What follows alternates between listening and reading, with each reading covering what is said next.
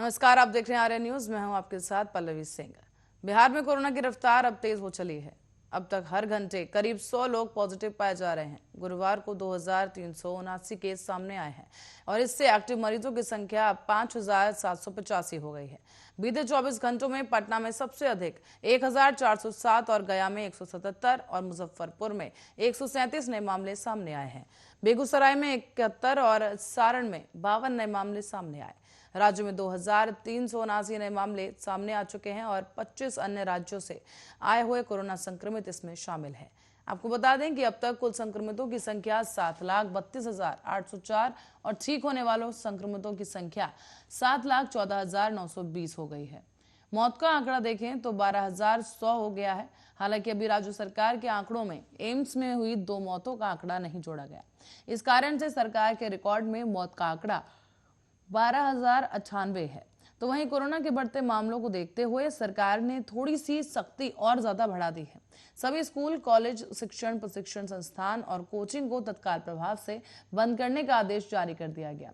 सभी छात्रावास भी बंद रहेंगे, लेकिन बता दें कि स्कूल, कॉलेज, शिक्षण प्रशिक्षण और कोचिंग संस्थान के कार्यालय 50% उपस्थिति के साथ खोले जा सकेंगे। ऑनलाइन शिक्षण कार्य संचालित होगा। साथ ही केंद्र और राज्य आयोग द्वारा आयोजित किए गए नियोजन संबंधी परीक्षाएं और विभिन्न विद्यालय बोर्ड द्वारा आयोजित की गई परीक्षाएं होंगी। पुलिस और होमगार्ड प्रशिक्षण संस्थान और चिकित्सा से संबंधित शिक्षण प्रशिक्षण संस्थान खुले रहेंगे। अन्य सरकारी प्रशिक्षण संस्थानों के संबंध में संबंधित विभाग अध्यक्ष निर्णय लेंगे और मुख्य सचिव आमिर सुबहानी के आदेश के अनुसार गृह विभाग ने यह आदेश जारी कर दिया है कि सभी इंडोर और आउटडोर स्टेडियम में होने वाले खेलों से संबंधित गतिविधियां स्थगित होंगी। राज्य में गुरुवार से एक नई गाइडलाइंस जारी की जाएंगी और इसके तहत कई तरह के प्रतिबंध लागू किए गए हैं, जो कि 21 जनवरी तक प्रभावी रहेंगे। कैबिनेट की बैठक में अब वर्चुअली फैसले लिए जाएंगे और ये बैठकें वर्चुअल माध्यम से ही होंगी। कोरोना की तीसरी लहर को देखते हुए कैबिनेट की बैठक अब वीडियो कॉन्फ्रेंसिंग के माध्यम से करने का निर्णय लिया गया है। मंत्रिमंडल सचिवालय की ओर से इस संबंध में सभी मंत्रियों के साथ सचिव, सभी अपर सचिव और प्रधान सचिव और सचिवों को भेज दिया गया है।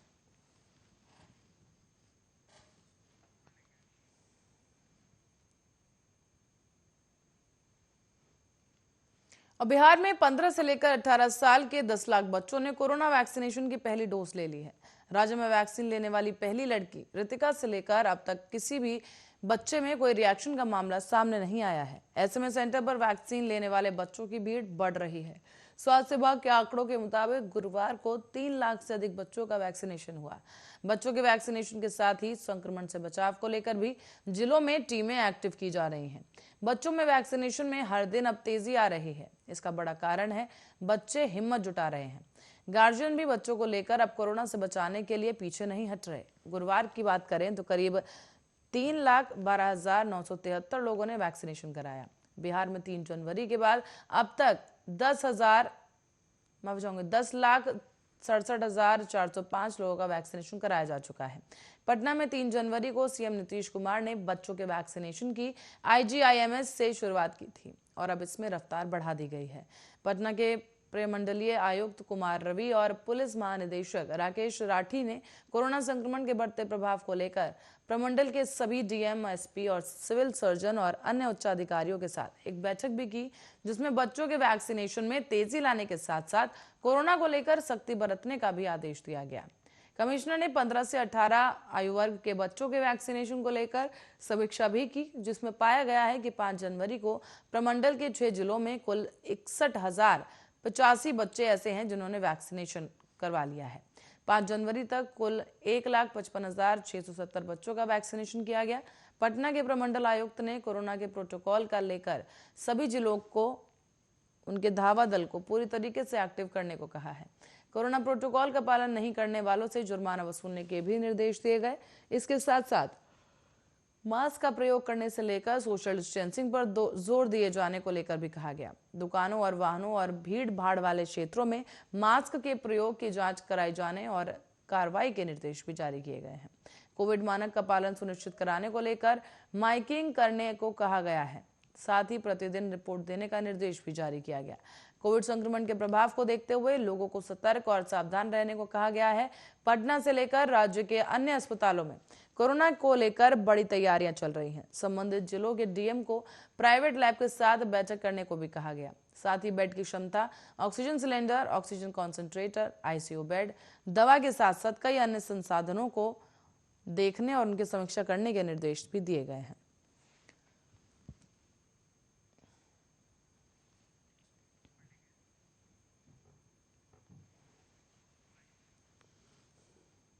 अब मुजफ्फरपुर में नूडल्स फैक्ट्री में बॉयलर ब्लास्ट कांड के आरोपी फैक्ट्री संचालक विकास मोदी और मैनेजर उदय शंकर के कोलकाता में छिपे होने की आशंका जताई गई है।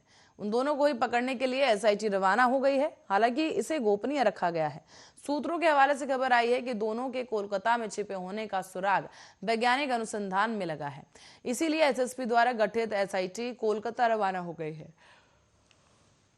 बताया जा रहा है कि जो फैक्ट्री है उसमें आग लगी थी और ये जो आग लगी है विकास मोदी की बेला में 2 फैक्ट्री हैं, जहां पर एक फैक्ट्री बॉयलर में विस्फोट हुआ था, दूसरा उससे कुछ ही दूरी पर स्नैक्स फैक्ट्री है और उसमें भी ताला बंद है। हालांकि थानेदार कुंदन कुमार ने उस फैक्ट्री में काम करने वाले वर्करों के बारे में पता लगाया और मुसहरी से 2 वर्कर को हिरासत में लिया गया, लेकिन दोनों से पूछताछ में कोई खास जानकारी नहीं मिल सकी है। इसके बाद दोनों को ही देर रात को छोड़ दिया गया।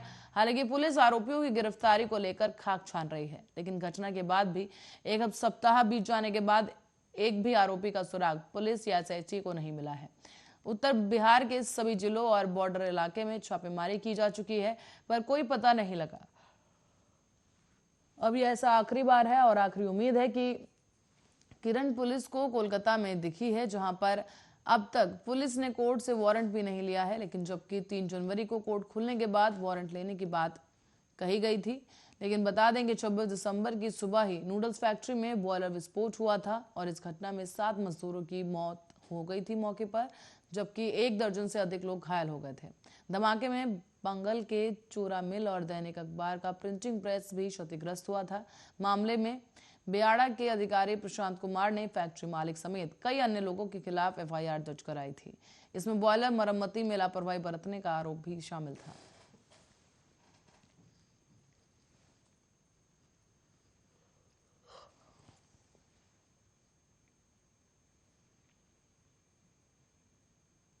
मुजफ्फरपुर और पटना समेत राज्य के 19 नगर निगमों में मेयर और डिप्टी मेयर का चुनाव अब वार्ड पार्षदों के बदले सीधे मतदाता करेंगे। इसके लिए राजभवन ने नगरपालिका एक्ट में संशोधन का अध्यादेश विधि विभाग को भेज दिया है। अध्यादेश के संशोधन राज्य भर में 263 नगर निकायों पर लागू होंगे। इनके सभापति और उपसभापति का निर्वाचन भी सीधे वोटर करेंगे। राजभवन को संशोधन आदेश विधानसभा का एक शीतकालीन सत्र समाप्त हो जाने के कारण जारी करना पड़ा। इस अध्यादेश के बाद ये तय हो गया है कि इस साल अप्रैल से जून तक नगर निगमों के चुनाव में नगर सरकार की कुर्सी का निर्णय सीधे जनता के हाथ में होगा। संशोधन के अनुसार मेयर डिप्टी मेयर के खिलाफ पार्षद अविश्वास प्रस्ताव नहीं ला सकेंगे। उल्लेखनीय है कि विधानमंडल का शीतकालीन सत्र समाप्त होने के कारण सरकार को एक्ट संशोधन तकनीक में दिक्कत आ रही थी, इसीलिए राजभवन के अध्यादेश का संवैधानिक विकल्प चुना गया है। इसके द्वारा बिहार नगर पालिका अधिनियम 2007 की धारा 23 और 25 में संशोधन किया गया है। दोनों ही धाराएं आपको बता दें कि मुख्य पार्षद यानी कि मेयर और उप मुख्य पार्षद यानी डिप्टी मेयर के चुनाव और दोनों के ही खिलाफ अविश्वास प्रस्ताव लाने से संबंधित है। नए नियम के तहत जब वार्ड पार्षद मेयर और डिप्टी मेयर का चुनाव नहीं करेंगे तो वार्ड पार्षदों की क्षमता के 1/3 बहुमत से अविश्वास प्रस्ताव भी नहीं ला सकेंगे। राज्यपाल के अध्यादेश के बाद विधि विभाग के कानूनी प्रक्रिया पूरी होती ही पटना, मुजफ्फरपुर, भागलपुर, गया, बिहार शरीफ, आरा, छपरा, पूर्णिया, सहरसा, कटिहार, मुंगेर, समस्तीपुर, दरभंगा, सीतामढ़ी, मोतिहारी, बेतिया और सिवान समेत अन्य नगर निगम में प्रत्यक्ष रूप से मुख्य पार्षद और पार्षद, उप मुख्य पार्षद, मेयर, डिप्टी मेयर के चुनाव होंगे। साथ ही राज्य के 263 नगर निकायों में भी सभापति और उपसभापति या फिर वाइस चेयरमैन का भी चुनाव हो सकेगा। पूरी प्रक्रिया में अब पहले की तरह कोई राजनीति नहीं हो सकेगी।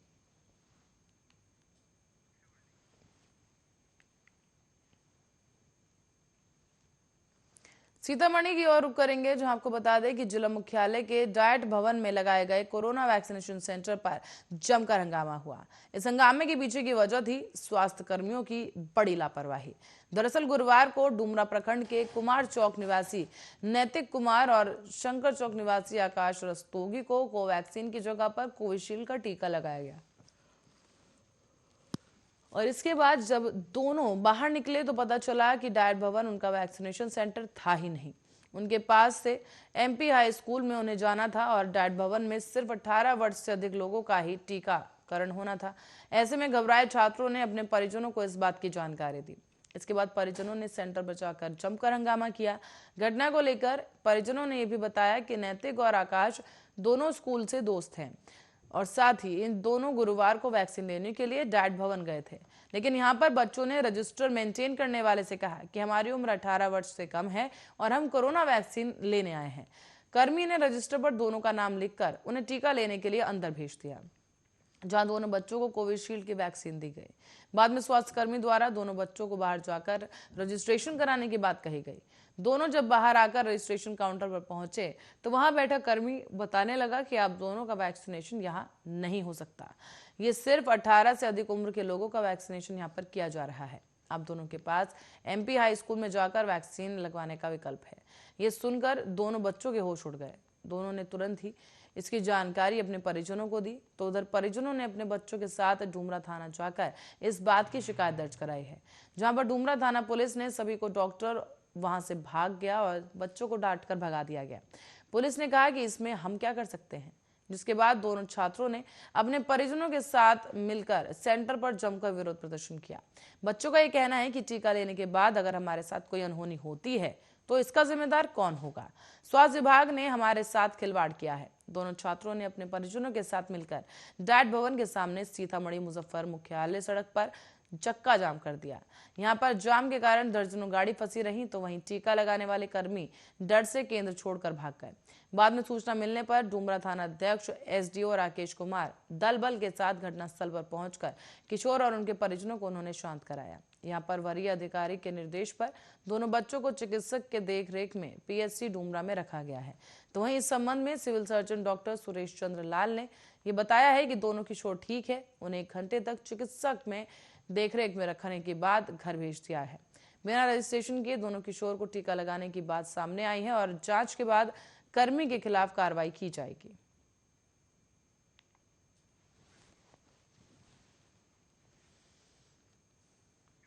अब बिहार में कोविड प्रोटोकॉल लागू होने के बाद अब नेता प्रतिपक्ष तेजस्वी यादव की शादी का प्रतिभोज भी फिलहाल टल गया है। खरमास के बाद ये कब होगा निश्चित नहीं है, लेकिन शादी के बाद प्रतिभोज के सवाल पर तेजस्वी यादव ने कहा था कि किसी बड़ी जगह पर यह आयोजन किया जाएगा, क्योंकि भैया तेज प्रताप यादव की शादी के समय वेटरनरी कॉलेज ग्राउंड छोटा पड़ गया था। नेता प्रतिपक्ष तेजस्वी यादव की शादी का प्रतिभोज हो और उसमें कोविड प्रोटोकॉल के तहत 50 लोग ही बुलाए जाएं तो सोचिए कैसी स्थिति होगी। ऐसे में लालू प्रसाद की बेटियों से जुड़े सारे परिवार ही आ जाएंगे तो यहाँ 100 से ज्यादा लोग ही सामने आएंगे। साथ ही आपको बता दें कि शादी में काफी कम लोगों को बुलाया गया था। लालू प्रसाद के भाई और भाभी भी जल्दी ही शादी की वजह से पटना से दिल्ली नहीं जा पाए थे, इसीलिए इस बार सबको पहले से ही न्योता नहीं देना होगा, बल्कि उसका पुख्ता तैयारी भी करनी होगी। लालू परिवार इसी खुशी के साथ इस प्रतिभोज का आयोजन करना चाहता है और संभव है कि खरमास के बाद यह आयोजन किया जाए, लेकिन समर्थक अभी से डरे हुए हैं कि 21 जनवरी के बाद भी कोरोना आगे कौन सा रूप धारण कर लेता है। कहा यह जा रहा है कि तीसरे फेज में कोरोना का पीक आना अभी बाकी है।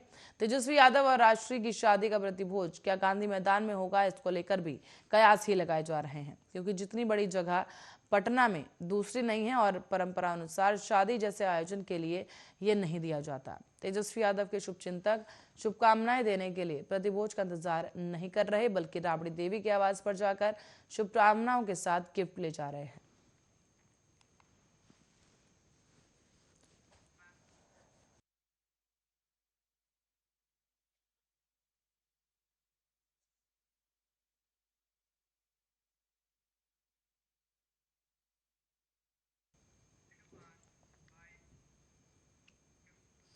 बढ़ेंगे अगली खबर की ओर। आंकड़ों में आगे बढ़ने की मारामारी में न सिर्फ कोरोना के खतरे को बढ़ा दिया है बल्कि लोगों को भी परेशान कर दिया है।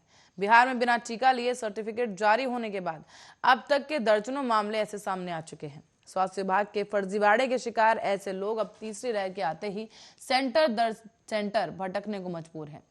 सवाल ये कि क्या करें तो क्या करें। रीना देवी गुरुवार को पटना से एक ऐसे वैक्सीनेशन सेंटर पर वैक्सीन की दूसरी डोज लेने पहुंची थी, लेकिन सेंटर पर उन्हें ये बताया गया कि अब वो अपनी दूसरी डोज नालंदा के थरथरी प्रखंड में उन्हें लेनी होगी। ये पूछे जाने पर कि इसकी आखिर वजह क्या है तो उन्होंने ये बताया कि उनके नाम से वैक्सीन की दूसरी डोज लेने का सर्टिफिकेट जारी कर दिया गया है। ये सर्टिफिकेट नालंदा के थरथरी प्रखंड के एक वैक्सीनेशन सेंटर से जारी हुआ है और यही वजह है कि अब उन्हें वहीं जाकर अपनी शिकायत करनी होगी। रीना परेशान है क्योंकि उन्होंने दूसरी डोज ली नहीं है और असल में रीना का घर नालंदा के थरथरी प्रखंड में है।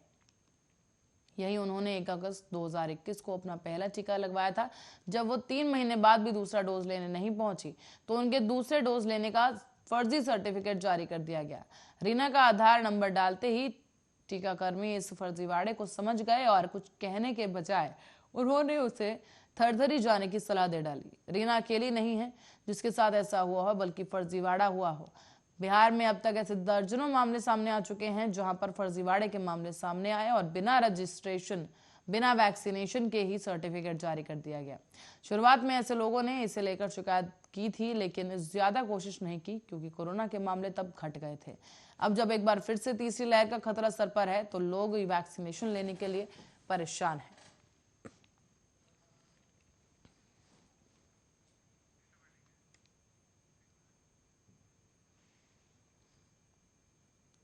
और जमुई के चिकई पीएचसी में प्रखंड सामुदायिक प्रबंधन सुनील कुमार ने एक महिला एएनएम को थप्पड़ जड़ दिया है। बीसीएम ने महिला के साथ गाली गलौज भी की और इसके बाद सभी महिला एएनएम ने वैक्सीनेशन के काम का बहिष्कार कर दिया।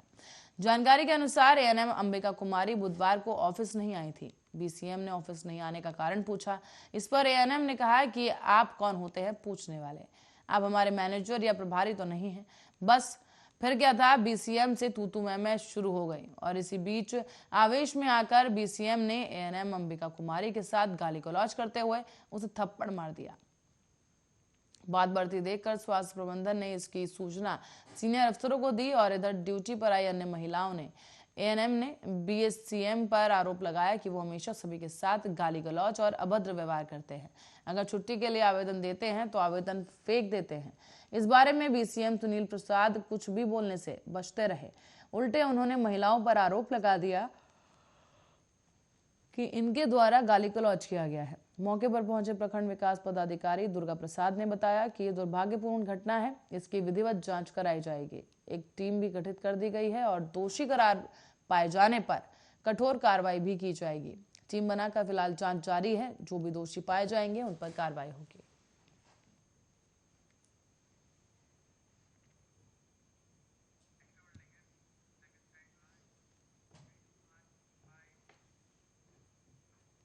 अब बिहार में मास्क नहीं लगाने वालों को स्कूली बच्चों की तरह सजा दी जा रही है। पहले उठक बैठक कराया गया और फिर उनसे 50 रुपए का जुर्माना वसूला गया। इतना ही नहीं बल्कि जाते जाते ये शपथ भी दिलाई गई कि भविष्य में ऐसी गलती नहीं होगी। राज्य में गुरुवार से नाइट कर्फ्यू के साथ ही सख्ती बढ़ा दी गई है और जांच के लिए टीमों को सार्वजनिक स्थानों पर लगाया गया है। ऐसे में पटना के अधिकारियों ने कोरोना की गाइडलाइंस का पालन कराने के लिए एक अनोखी तरकीब निकाली है, जिसमें बच्चों की तरह सजा देने का काम किया जा रहा है। पटना में थानों की पुलिस के साथ ही विशेष टीम को कोरोना गाइडलाइंस का पालन करने के लिए कहा गया। ऐसे में गुरुवार को पाबंदी का पहला दिन था और इस कारण टीम को पूरी तरीके से अलर्ट मोड पर रखा गया था। आपको बता दें कि डीएम डॉक्टर चंद्रशेखर सिंह और एसएसपी मानवजीत सिंह ढिल्लों ने संयुक्त बैठक कर कोरोना गाइडलाइंस के जारी सरकार की पाबंदियों का कड़ाई के साथ पालन कराने को कहा। इस क्रम में गुरुवार की सुबह ही टीम क्षेत्र में निकल गई और छापेमारी की गई।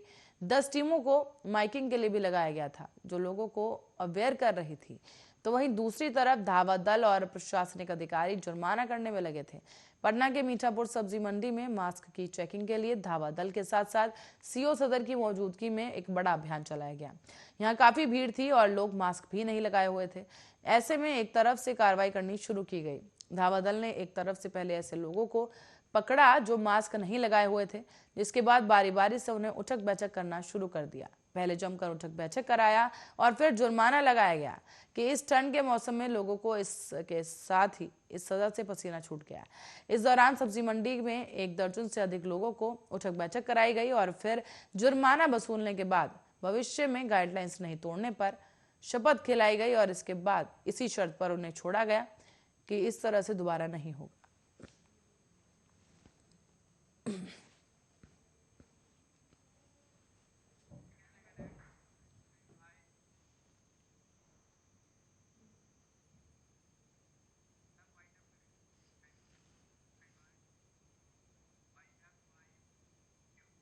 और बिहार बुलेटिन में फिलहाल के लिए इतना ही। देश दुनिया की तमाम खबरों के लिए बने रहें आर्य न्यूज के साथ।